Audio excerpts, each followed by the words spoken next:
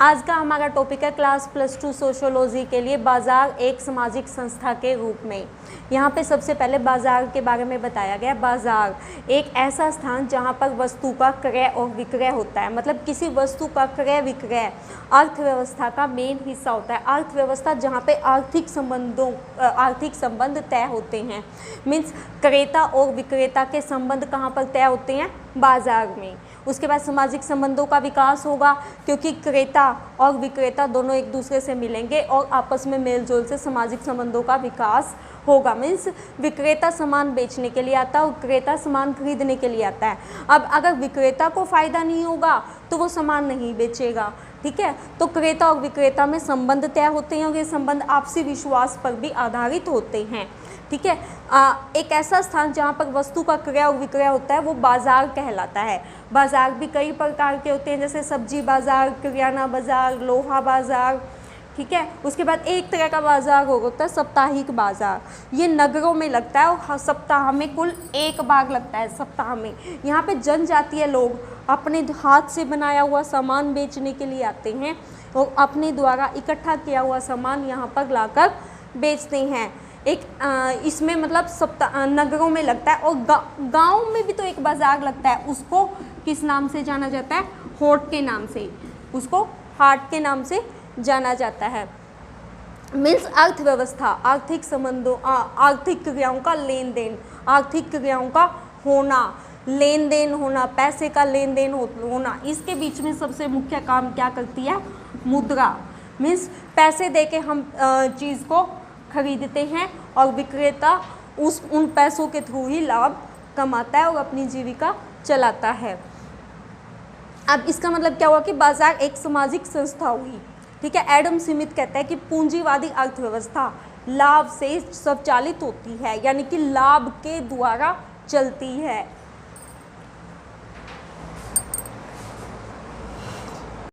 Next term है अदृश्य हाथ। बाजार के पीछे एक शक्ति काम करती है जिसको अदृश्य हाथ का नाम दिया गया है। अदृश्य हाथ का नाम दिया है इसको एडम स्मिथ ने। एडम स्मिथ ये कहता है कि क्रेता और विक्रेता के बीच में जो संबंध होते हैं वो विश्वास पे निर्धारित होते हैं, मतलब लाखों करोड़ों का लेन देन भी होता है। तो एक अदृश्य हाथ की शक्ति काम करती है, यहाँ पर ना चाहते हुए भी हर व्यक्ति लाभ कमाता है, ठीक है। इसलिए इसको अदृश्य हाथ का नाम दिया गया है। मीन्स एक ऐसी शक्ति जो किसी को दिखाई नहीं देती लेकिन हर व्यक्ति दूसरे को फ़ायदा पहुंचाता है। ये हमारी संस्कृति पे आधारित होता है बाजार, मतलब सब कुछ हमारी संस्कृति का लेन देन होता है, एक तरह से संस्कृति को बढ़ावा मिलता है। अदृश्य हाथ की शक्ति मतलब अर्थव्यवस्था को सबसे ज़्यादा फायदा पहुंचाती है। इसके ऊपर ना सरकार का नियंत्रण होता है, ना किसी भी लोकतांत्रिक पार्टी का नियंत्रण होता है, ठीक है।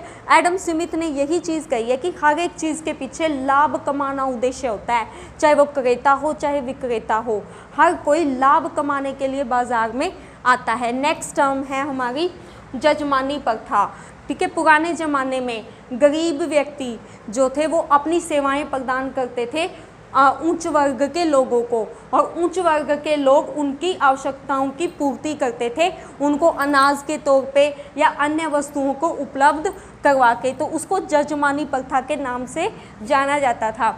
जबकि उन लोगों को फ़ायदा क्या होता था? ना के बराबर वेतन मिलता था, ठीक है। नेक्स्ट टर्म है हमारी मुक्त व्यापार। मुक्त व्यापार के बारे में भी किसने बताया? एडम स्मिथ ने। मीन्स मुक्त व्यापार, बाजार बिल्कुल खुला छोड़ दो, यानी कि हस्तक्षेप की नीति। बाजार के अंतर्गत कोई भी शक्ति जो शक्ति निहित होती है उसको बिल्कुल नहीं टोकना, मतलब वो अपने लेवल पे कार्य करती है, इसको मुक्त व्यापार की नीति कहा। बाजार में देखो उत्पादक वस्तु का उत्पादन करता है, सबसे पहले वो क्या करता है? वस्तु का उत्पादन करता है। कच्चा माल लेके वस्तु का उत्पादन कौन करता है? उत्पादक, ठीक है। इसको वो एक काफ़ी ज़्यादा संख्या में एक थोक व्यापारी को बेच देता है।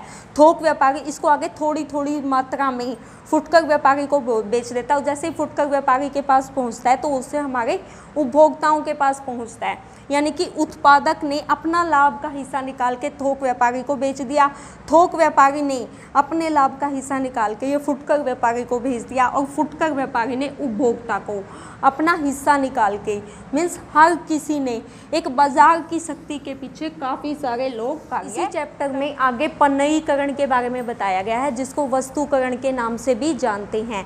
पुराने ज़माने में क्या होता था कि मुद्रा का किसी को भी पता नहीं था, तो वस्तु के बदले में वस्तु खरीदी जाती थी। मीन्स वस्तु ले लेते सब्जी ले लेते थे, उसको बदले में गेहूँ या बाजरा अनाज के तौर पर दे देते थे। तो उसको उस टाइम पे वस्तु विनिमय प्रणाली चलती थी, अब चलती है मुद्रा विनिमय प्रणाली। ठीक है, पहले क्या थी? वस्तु विनिमय प्रणाली। तो वस्तुकरण, अब के ज़माने में एक नई टर्म आई है, पन्नयीकरण। पन्नयीकरण कहते किसको? अगर हम अपने बुज़ुर्गों से जाके कहेंगे कि हमने लस्सी खरीदी है या पानी खरीदा है, तो वो एकदम से कहेंगे कि ये कैसे बिक सकता है। मीन्स जो चीज़ बाज़ार में बिकने लायक ना हो उसका बाज़ार में बिकना क्या कहलाएगा? पन्नयीकरण, वस्तुकरण। ठीक है, पन्नयीकरण यानी कि बोतलों में भर के पानी का बिकना पन्नयीकरण। मानवीय अंगों का बाजार में बिकना पन्नयीकरण कहलाता है। जो वस्तु बाजार में बिकने लायक नहीं है उसका बाजार में बिकना पन्नयीकरण और वस्तुकरण।